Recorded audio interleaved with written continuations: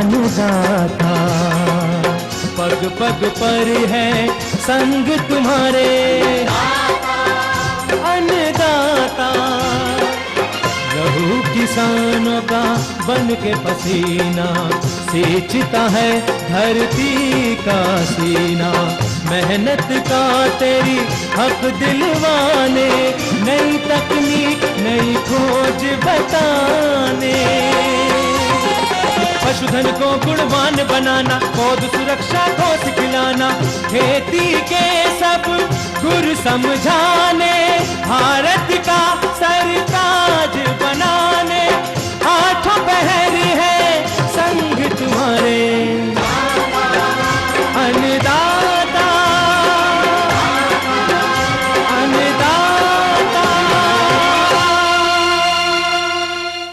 नमस्कार, मैं हूं नीलू। आप सभी दर्शकों का अन्नदाता कार्यक्रम में स्वागत करती हूं। हर रोज की तरह कार्यक्रम में लेकर आई हूं खेतीबाड़ी से जुड़ी हुई बहुत सी लाभकारी जानकारियां।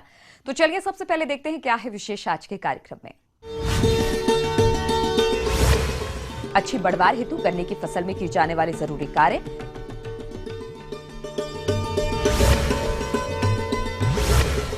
भरपूर उपज हेतु टमाटर की फसल में जरूरी कार्य,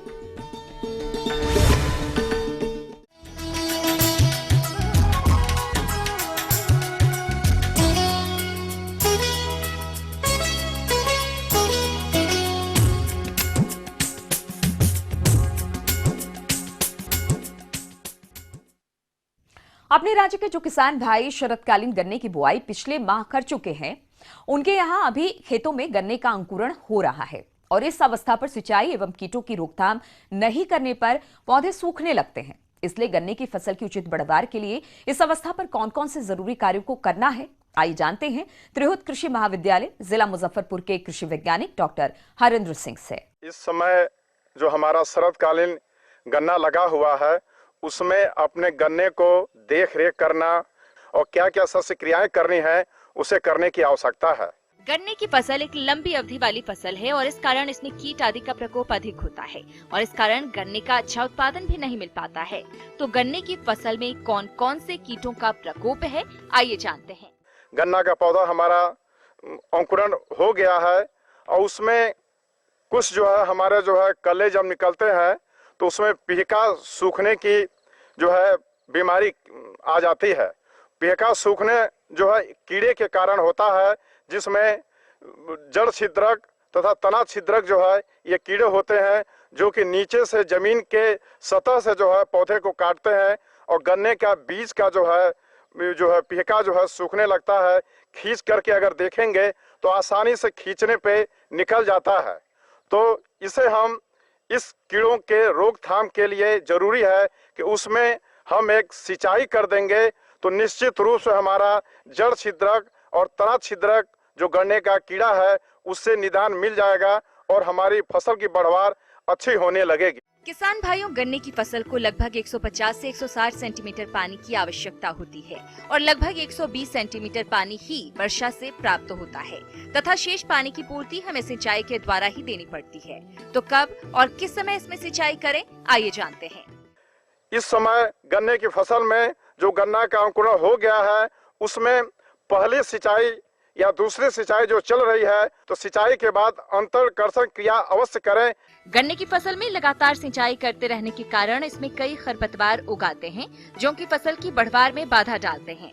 साथ ही कई हानिकारक कीटों के आश्रय स्थल का कार्य भी करते हैं। तो किस प्रकार से करें इन खरपतवारों की रोकथाम, आइए जानते हैं। गन्ने के खेत में घूमकर देखते रहें और अगर गन्ने के फसल में खरपतवार अधिक हो तो निश्चित रूप से खरपतवार नाशी दवा का प्रयोग करें। उसमें रोप के समय हम एट्राजीन का व्यवहार कर चुके होंगे और जो गन्ना कम से कम 50-55 दिन का हो गया है, उसमें 2,4-D दवा जो है खरपतवार नाशी दवा जो है 1.25 किलोग्राम 100 से 1000 लीटर पानी में घोलकर प्रति हेक्टेयर के हिसाब से उसका छिड़काव करें तो निश्चित रूप से हमारे अधिकतर खरपतवार नष्ट हो जाएंगे। किसान भाइयों, किसी भी फसल से अच्छा उत्पादन लेने के लिए उसमें खाद एवं उर्वरकों का उचित मात्रा में देना आवश्यक है, तभी आप इससे अच्छा उत्पादन ले सकते हैं। तो किस प्रकार से करें उर्वरकों का प्रयोग, आइए जानते हैं। इस समय गन्ने की फसल में जो गन्ना का अंकुरण हो गया है उसमें पहली सिंचाई या दूसरी सिंचाई जो चल रही है उसमें नाइट्रोजन का उपरिवेशन यूरिया के रूप में करना अति आवश्यक है, क्योंकि जो हमारी नाइट्रोजन की शेष मात्रा है उसमें अगर हम उपरिवेशन नहीं करेंगे तो हमारे गन्ने की बढ़वार प्रभावित होगी और आगे चलकर हमारी उपज भी प्रभावित होगी। इसके लिए जरूरी है कि जो हमारा गन्ना जो है सिराउर विधि से लगाया गया है उसमें 40 किलोग्राम नाइट्रोजन प्रति हेक्टेयर के हिसाब से करीब करीब उसमें जो है 80 से 85 किलोग्राम यूरिया जो आता है उसका जो है लाइन में पंक्ति में जो हमारा गन्ना पंक्ति में लगा हुआ है उसका यूरिया का उपरिवेशन करें तो निश्चित रूप से हमारे गन्ने की फसल को लाभ होगा। अनावश्यक ब्रड छिड़काव विधि से यूरिया छिटने पर हमारे यूरिया का नुकसान भी होगा और पौधे को अधिक मात्रा में नहीं मिल पाएगा। जो जिस फसल में हमारा अंतर्वर्ती फसल के रूप में राजमा, धनिया, आलू, मंगरेला ये लगा हुआ है तो उसमें भी हम अपने जो हमारी अंतर्वर्ती फसल है उसको देख रेख के लिए सिंचाई करें और उसमें भी अतिरिक्त जो नाइट्रोजन की मात्रा है उसे दें तो हमें निश्चित रूप से उसमें अंतर्वर्ती फसल का लाभ होगा और जो हमारे मुख्य फसल गन्ने की फसल है उसे भी लाभ होगा। इसमें इस प्रकार अगर हम अपने जो हमारा गन्ना लगा हुआ है इस समय शरतकालीन गन्ना, इस प्रकार अगर शस्य क्रियाओं को हम देखेंगे तो निश्चित रूप से आने वाले समय में हमारे गन्ने का जो है ग्रोथ उपज जो है अच्छी होगी और अच्छी उपज हम प्राप्त कर सकते हैं। ये थी कुछ उपयोगी जानकारियां। अब लेते हैं एक छोटा सा ब्रेक, जल्द लौटेंगे और कार्यक्रम में आगे है महत्वपूर्ण जानकारियां। बने रहिए हमारे साथ।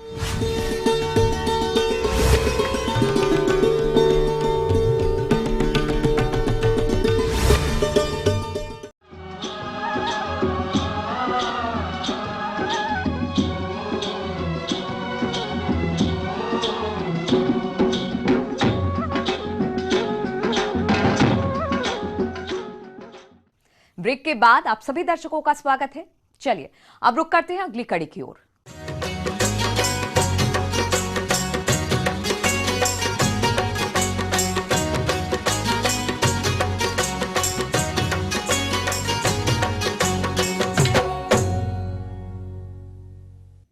अपने राज्य बिहार और झारखंड में टमाटर की खेती लगभग साल भर की जाती है और जिन किसान भाइयों ने पिछले माह इसकी रोपाई की थी उनकी फसल अभी बढ़वार की शुरुआती अवस्था में है। इस अवस्था पर टमाटर की फसल में कुछ जरूरी कार्य जैसे सिंचाई, खरपतवार नियंत्रण, हानिकारक कीट एवं रोगों से फसल का बचाव करना बेहद जरूरी है, क्योंकि इन प्रबंधनों में लापरवाही करने पर फसल की बढ़वार बाधित होती है। इसलिए टमाटर की फसल की उचित बढ़वार के लिए इन सभी कार्यों को कब और कैसे करना है, इस बारे में अपने सुझाव दे रहे हैं जिला रांची के प्रगतिशील किसान बैजनाथ महतो। टमाटर की सफल खेती के बारे में जानकारी दे रहा हूं। किसान बंधु, अगर आपके खेत में अगर टमाटर लगा हुआ होगा, फ्लड में लगाए होंगे या ड्रिप इरिगेशन के माध्यम से टमाटर की खेती किए होंगे। किसान भाइयों, बात करते हैं टमाटर की फसल के बारे में, क्योंकि अभी टमाटर की फसल फलन एवं पुष्पन की अलग अलग अवस्था पर होगी और इस समय इस फसल में कुछ जरूरी कार्यों को करना होता है जिससे आपकी फसल से अधिक उत्पादन प्राप्त हो सके। अभी टमाटर की फसल में कौन कौन से कार्यों को करना है, आइए जानते हैं।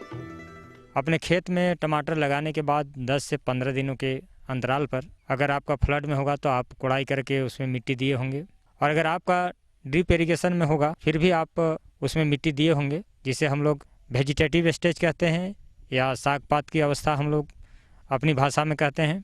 अपना पौधा को खूंटा के माध्यम से या स्टैकिंग के माध्यम से हर पौधा को आप खड़ा रख सकते हैं। जैसा कि आप देख रहे हैं, टमाटर का प्रत्येक पौधा में आप एक एक खूंटा गाड़ेंगे 3-4 फीट का, जो भी आपके पास में उपलब्ध हो, और उसे उस खूंटा में उस टमाटर को बांध देंगे। वह गिरेगा नहीं और जो भी फल उसमें लगेगा सभी फल साफ सुथरा रहेगा और इस तरह से बहुत सारा आपको लाभ स्टैकिंग करने के बाद मिलेगा। टमाटर जैसे ही 10-15 दिनों के अंतराल पर हो तो आप उसमें अगर ड्रिप इरिगेशन के माध्यम से आपका टमाटर लगा हुआ हो आपके खेत में, तो आप उसमें समय समय पर 15 दिनों के अंतराल के बाद आप उसमें खाद भी चला सकते हैं। 19-19-19 नाम की एक खाद है जिसे कि आप चला सकते हैं 2 kg पर एकड़ के हिसाब से। इसके बाद जैसे ही आपका फूल फल की अवस्था आए तो उस समय आप 13-045 या 05234 जो भी खाद आपके पास में उपलब्ध हो, आप उसे ड्रिप इरिगेशन के माध्यम से आप दे सकते हैं। और जब फल फूल की अवस्था हो और जैसे ही आपका टमाटर फल से लद जाए तो आप कोशिश करेंगे 0050 जो कि पोटास के नाम से आता है, पर एकड़ 2 kg के हिसाब से आप उसे अपने खेत में चलाने का प्रयास करेंगे। साथ ही साथ अगर आपका 1261 उपलब्ध हो तो उसे भी कम से कम 200 ग्राम आप अपने टमाटर का खेत में देंगे। ये तो रही खाद की व्यवस्था। किसान भाइयों, अगर बात करें इसमें रोगों की तो इसमें झुलसा रोग का प्रकोप होता है। पत्तों और फलों में गहरे भूरे रंग के धब्बे आ जाते हैं। तो आप इस रोग की रोकथाम किस प्रकार से करें, आइए जानते हैं। जैसे ही हम ट्रांसप्लांट करते हैं, ट्रांसप्लांट के 8 से 10 दिनों के अंतराल पर मैंकोजेब नाम की एक दवा आती है, कम उसका 3 ग्राम प्रति लीटर पानी के हिसाब से आप अपने फसल पर छिड़काव करेंगे। 8 से 10 दिनों के अंतराल पर हमेशा चलता रहेगा जब तक आपका टमाटर चाहे किसी भी अवस्था में हो, चाहे वो आप अल्टरनेट दवा देंगे। अगर आप एक बार मैंकोजेब चलाए हैं अपने खेत में रासायनिक दवा के साथ तो दूसरी बार आप ब्लू कॉपर चलाएंगे, और तीसरी बार अगर यदि ज़्यादा ठंडा पड़ रहा है तो आप रिडोमिल का भी प्रयोग कर सकते हैं। किसान भाइयों, टमाटर की फसल में फल छेदक कीट का प्रकोप अधिक होता है। ये टमाटर का सबसे बड़ा शत्रु है। ये कीट पत्तों और फूलों को खाने के बाद फल में छेद कर अंदर से खाना शुरू कर देता है। तो किसान भाइयों, इसकी रोकथाम के लिए आप इंडोक्साकार्ब 1.5 मिलीलीटर पानी में घोलकर छिड़काव करें। किसान भाइयों, इस दवा का प्रयोग टमाटर को तोड़ने के बाद फसल पर करें। फल सड़ने की शिकायत होती है तो किसान बंधु, अगर जिस किसान बंधु का टमाटर का फल सड़ रहा हो या नीचे काला धब्बा लग रहा हो, कैल्शियम नाइट्रेट 3 ग्राम प्रति लीटर पानी के हिसाब से आप अपने पौधा के ऊपर स्प्रे करेंगे। कोई भी काला धब्बा लगने का शिकायत इससे आप दूर कर सकते हैं। इतनी ही जानकारी मैं आपको टमाटर की फसल खेती के बारे में दे रहा हूँ। आगे और भी है कुछ रोचक जानकारियां, पर यहाँ पर रुकेंगे एक और ब्रेक के लिए। जल्द हाजिर होते हैं।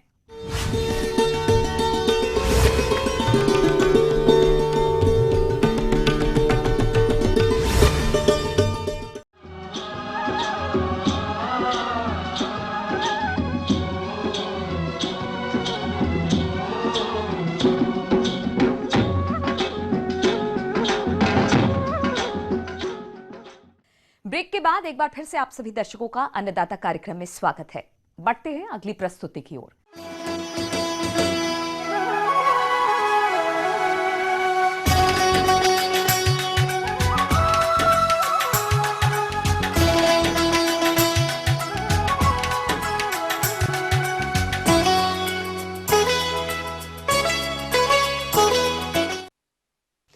प्रदेश के जिन किसान भाइयों ने मेथी की बुआई समय से कर दी थी, उनकी फसल अभी बढ़वार की शुरुआती अवस्था पर है।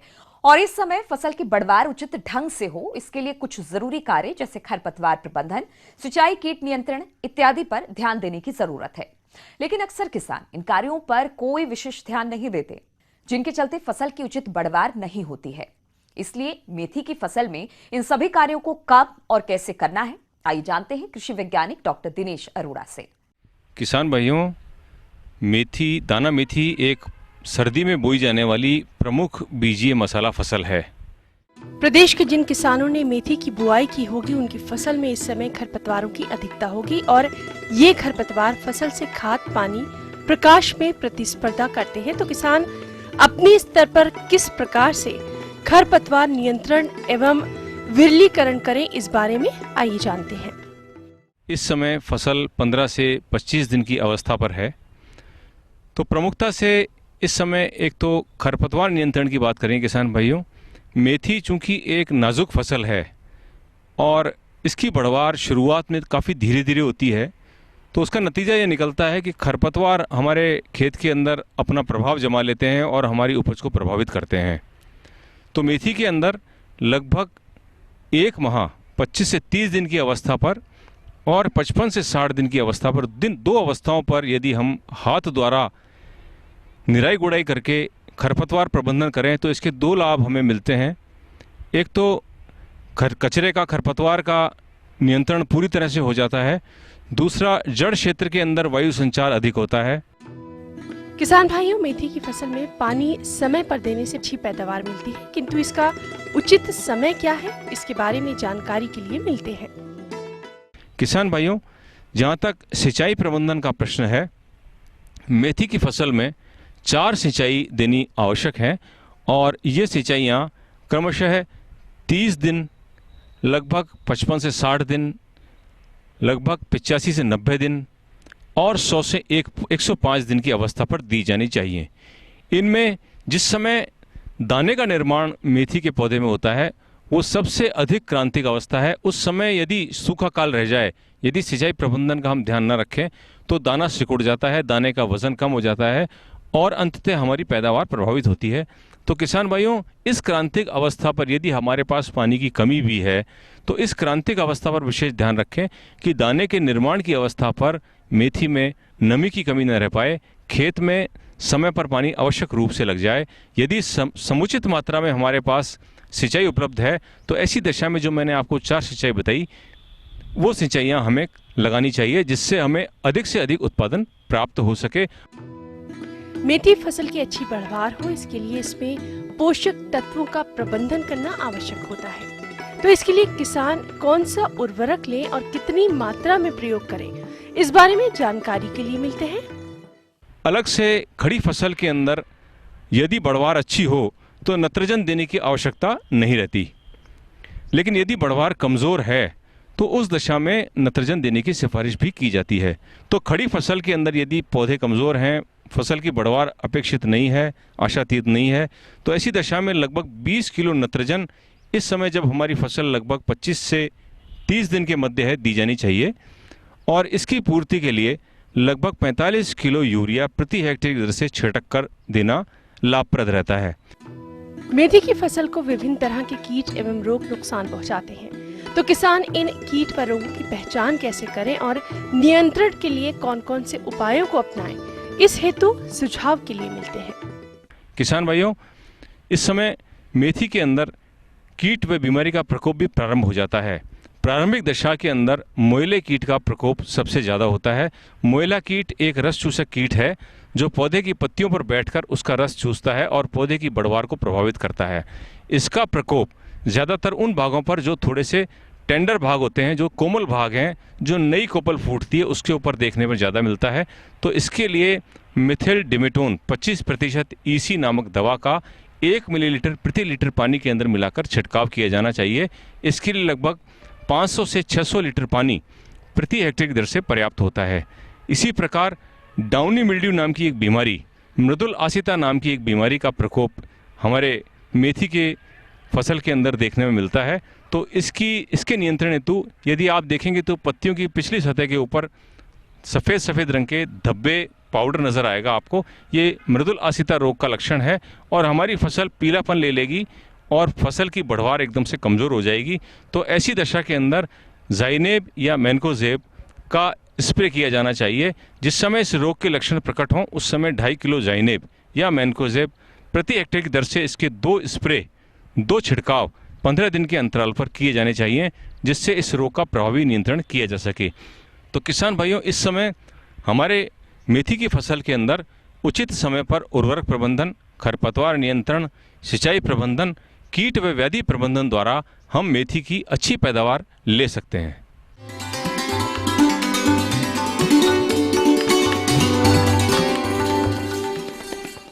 अन्नदाता हेल्पलाइन निशुल्क फोन संपर्क सेवा के माध्यम से आपके द्वारा पूछे गए प्रश्नों में से 1 या 2 महत्वपूर्ण प्रश्न को हम अपने कार्यक्रम में शामिल करते हैं और इसी के तहत आज का चयनित प्रश्न और उसका जवाब इस प्रकार है।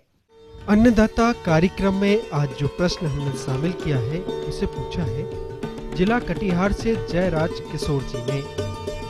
यह बोरो धान की नर्सरी डालने हेतु इसकी उन्नतशील किस्मों के बारे में जानकारी चाहते हैं। तो जयराज किशोर जी, आपकी जानकारी के लिए देखिए कार्यक्रम का यह अंश। किसान भाइयों, अपने बिहार में धान की खेती 3 मौसम में मुख्य रूप से की जाती है। प्रजातियों के चयन की बात है तो आप गौतम जो किस्म है, इसके अलावा आप सुजाता है, IR8 है, IR 64 है, पूसा 2-20 है, साकेत 4 है। ये सब मोटे दाने हैं। इस किस्मों का किसान भी सफलतापूर्वक चुनाव करके इसकी खेती करते हैं। इसको आप लगा सकते हैं। तो महीन धान में हम लोग माला है, महसूरी है, इसकी खेती हम लोग करते हैं। संकर धान में इधर देखा जा रहा है कि किसान लोग DRRH2, PHB 71, 6444 इसका भी उपयोग करके अच्छा फसल ले रहे हैं। शोधन के लिए सर्वप्रथम हम 5% नमक के घोल से बीज की सफाई कर लेते हैं। उससे आपके जो अस्वस्थ बीज होंगे वो एक साथ निकल आएंगे। इसको जब हम छान लेते हैं तो बीज को उसमें आप 2 से 2.5% कार्बेंडाजिम का घोल बना लीजिए और उसमें बीज को 24 घंटे के लिए रख दीजिए। रखने के बाद जब आप निकालिएगा उसको छाया में बीज को रख दीजिए और जब पानी उससे निकल जाए तो जूट के बोरे में अगले 48 घंटे के लिए अंकुरित होने के लिए रख दीजिए और बीज स्थली में बराबर से आप इसका छिड़काव कर दीजिए।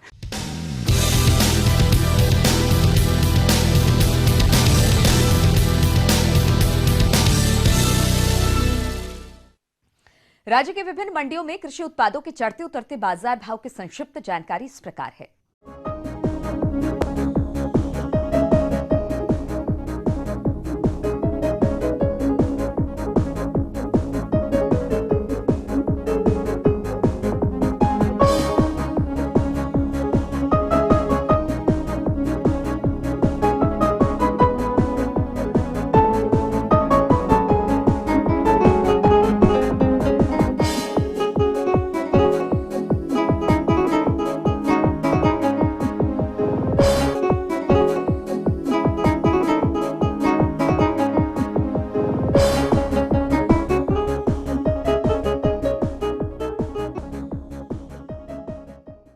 अब आइए देखते हैं कल दिखाए जाने वाले कार्यक्रम की मुख्य झलकियां। अच्छे पैदावार के लिए किसान कैसे करे आलू की फसल का प्रबंधन। भरपूर पैदावार के लिए देर की दशा में गेहूं की वैज्ञानिक ढंग से बुआई। हम ये उम्मीद करते हैं कि आज का कार्यक्रम आप सभी दर्शकों के लिए उपयोगी रहा होगा। किसान भाइयों, अन्नदाता आपकी सेवा के लिए संकल्परत है। कृषि संबंधित समस्या एवं सुझाव के लिए आप हमें इस पते पर संपर्क कर सकते हैं। प्रोड्यूसर अन्नदाता ETV Bihar Jharkhand, Ramoji film city Hyderabad 501512। साथ ही आप हमें ईमेल भी कर सकते हैं। हमारा ईमेल है annadatabihar@etv.co.in। इसके अतिरिक्त आप हमें निःशुल्क हेल्पलाइन नंबर 180041921555 पर सोमवार से शनिवार सुबह 10 से शाम 4 बजे के बीच संपर्क भी कर सकते हैं। फिलहाल अन्नदाता की पूरी टीम को इजाजत दीजिए। कल फिर इसी समय आपसे मुलाकात होगी कृषि संबंधित कुछ और महत्वपूर्ण जानकारियों के साथ। तब तक के लिए नमस्कार।